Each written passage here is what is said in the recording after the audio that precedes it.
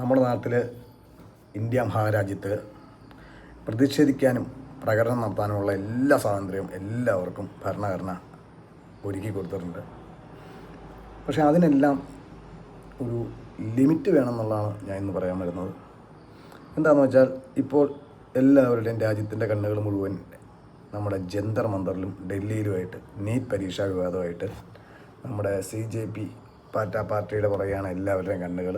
അക്രമങ്ങളും അലമ്പുകളും എല്ലാം നടക്കുന്നുണ്ട്. അവിടെ പോലീസുകാർ ലാത്തി വീശുന്നുണ്ട്, എല്ലാം ഉണ്ട്. അപ്പോൾ ഇതിൻ്റെ അകത്ത് എനിക്ക് പറയാനുള്ളതെന്ന് പറഞ്ഞാൽ, നമ്മുടെ ഭരണാധികാരികൾ എന്തെങ്കിലും ഇങ്ങനെയൊരു ചോദ്യപേപ്പർ വിഷയം, നീറ്റ് പരീക്ഷ വിഷയം നടന്നിട്ട് ഇതിൻ്റെ അകത്ത് ഭരണാധികാരികൾ എന്തെങ്കിലും ഒന്നും ചെയ്യാണ്ടിരിക്കുകയാണോ, അതെയോ എന്തെങ്കിലും ചെയ്തിട്ടുണ്ടോ എന്ന് നമ്മളൊന്ന് പരിശോധിക്കേണ്ട ഒരു അത്യാവശ്യമുണ്ട്. അതിൻ്റെ അകത്ത് ഞാൻ അന്വേഷിച്ചപ്പോൾ, ഞാൻ ഒന്ന് അന്വേഷണം നടത്തിയപ്പോൾ എനിക്ക് കിട്ടിയൊരു ഇത് ഞാൻ ജസ്റ്റ് ഒന്ന് ഞാൻ പറയുകയാണ്. അത് എന്തെങ്കിലും ചെയ്തിട്ടുണ്ടെങ്കിൽ നമുക്ക് അതിൻ്റെ അകത്ത് ഒരു സമയം കൊടുക്കണം. ബാക്കി കാര്യങ്ങൾ ഇതൊരു അന്വേഷണമാണ്, അന്വേഷണം നടക്കണം. ഇതൊക്കെ നമ്മൾ കൊടുക്കണമല്ലോ. ഏത് പാർട്ടിയാണെങ്കിലും പ്രതിഷേധിക്കാം, പക്ഷേ അതിനൊക്കെ ഒരു സമയവും കാര്യങ്ങളും കൊടുക്കണം. ഇതൊന്നും ചെയ്തിട്ടില്ലെങ്കിൽ ഇതെല്ലാം കാണിക്കുന്ന ഈ അക്രമവും കാര്യങ്ങളൊക്കെ ചെയ്യുന്നതിനകത്ത് അർത്ഥമുണ്ട്. പോലീസ് തിരിച്ചും നല്ല അക്രമം നടത്തിയിട്ടുണ്ട്. ഇവരും അതിനനുസരിച്ച് കല്ലേറും പോലീസുകാരെ ആക്രമിക്കുകയും ചെയ്യുന്നുണ്ട്. പോലീസുകാരെ തിരിച്ചും ആക്രമിക്കുന്നുണ്ട്. അതൊക്കെ ശരിയാണ്. ആരുടെ ഭാഗത്തെ അന്യായം എന്നൊന്നും നമുക്ക് പറയാറായിട്ടില്ല. അപ്പോൾ ഞാൻ ഒന്ന് രണ്ട് കാര്യം ഞാൻ പറയാം. ഒരു സെക്കൻഡ്. അപ്പം നീറ്റ് വിഷയത്തിൽ കേന്ദ്ര സർക്കാർ വിവിധ ഘട്ടങ്ങളിൽ സ്വീകരിച്ച പ്രധാന നടപടികൾ എന്തൊക്കെയാണെന്ന് അറിയണ്ടേ? ഒന്നാമതായിട്ട്, ചോദ്യപേപ്പർ ചോർച്ചയും ക്രമക്കേടുകളും സംബന്ധിച്ച പരാതികൾക്ക് പിന്നാലെ അന്വേഷണം CBIക്ക് കൈമാറി. രണ്ടാമത്, പരീക്ഷാ സംവിധാനത്തിൽ സുതാര്യതയും സുരക്ഷയും വർദ്ധിപ്പിക്കാൻ വിദഗ്ധ സമിതി രൂപീകരിച്ചു. അതും ചെയ്തേ. മൂന്നാമത്, പരീക്ഷ നടത്തുന്ന നാഷണൽ ടെസ്റ്റിംഗ് ഏജൻസി NTA ചില ഉന്നത ഉദ്യോഗസ്ഥരെ മാറ്റുകയും പ്രവർത്തന രീതികൾ പുനഃപരിശോധിക്കുകയും ചെയ്തു. അതും ചെയ്തു കേട്ടോ. നാലാമത്, ബയോമെട്രിക് പരിശോധന, CCTV നിരീക്ഷണം, കർശനമായ തിരിച്ചറിയൽ പരിശോധന തുടങ്ങിയ നടപടികൾ കൂടുതൽ ശക്തമാക്കി. അതും ചെയ്തു കേട്ടോ. അഞ്ചാമതായിട്ട്, ചോദ്യപേപ്പർ ചോർച്ച, തട്ടിപ്പ്, ക്രമക്കേടുകൾ എന്നിവ തടയാൻ public examination prevention of unfair means act 2024 നടപ്പിലാക്കി. ഈ നിയമപ്രകാരം കുറ്റക്കാർക്ക് കർശനമായ ശിക്ഷയും വലിയ പിഴയും ലഭിക്കാം. അതും ചെയ്തു. ഒരു സർക്കാർ ചെയ്യേണ്ട കാര്യങ്ങൾ. ആറാമതായിട്ട്, ചോദ്യപേപ്പർ കൈകാര്യം ചെയ്യൽ, ഡിജിറ്റൽ സുരക്ഷ, പരീക്ഷാ നടത്തിപ്പ് എന്നിവ കൂടുതൽ സുരക്ഷിതമാക്കാനുള്ള നടപടികൾ ആരംഭിച്ചു. അപ്പോൾ ഇത്രയും കാര്യങ്ങളൊക്കെ ചെയ്തിട്ടുണ്ട്. ഒരു പ്രശ്നം നടന്നു കഴിഞ്ഞാൽ അതിൻ്റെ അന്വേഷണം നടക്കുന്ന സമയത്തിന് പ്രാഥമികമായി ചെയ്യേണ്ട കാര്യങ്ങൾ, ഇത്രമാത്രം കാര്യങ്ങളൊക്കെ ചെയ്തിട്ടുണ്ട്. അല്ലാണ്ട് ഇപ്പം നമ്മൾ പ്രതിഷേധക്കാർ പറയുന്ന എല്ലാം അംഗീകരിച്ചുകൊണ്ട് ഒരു സർക്കാരും ഇവിടെ പോകുമെന്നുള്ള കാര്യം എനിക്ക് സംശയമുണ്ട്.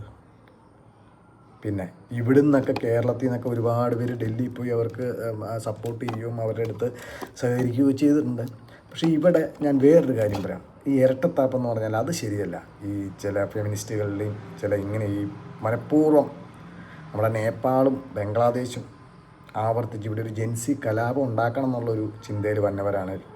അത് നമ്മുടെ ഒരു ജനാധിപത്യ സംവിധാനം തകർക്കാനായിട്ട് ആര് വിചാരിച്ചാലും അതിന് പോലീസുകാരും ഭരണ സംവിധാനവും എല്ലാം അതിനുള്ള നടപടി സ്വീകരിക്കുക തന്നെ ചെയ്യും. നമ്മളിവിടുത്തെ ഭരണഘടനയും അല്ലെങ്കിൽ ഇവിടുത്തെ ഇവരെയും നമ്മൾ ബഹുമാനിക്കേണ്ട അടുത്ത് ബഹുമാനിച്ച് തന്നെ നമ്മുടെ നിയമ സംവിധാനത്തെ ബഹുമാനിച്ചുകൊണ്ട് തന്നെ പോയില്ലെങ്കിൽ അടിയും കിട്ടും, നല്ല ലാത്തിക്കടിയും കിട്ടും, തല പൊട്ടും, ഇതെല്ലാം ചെയ്യും.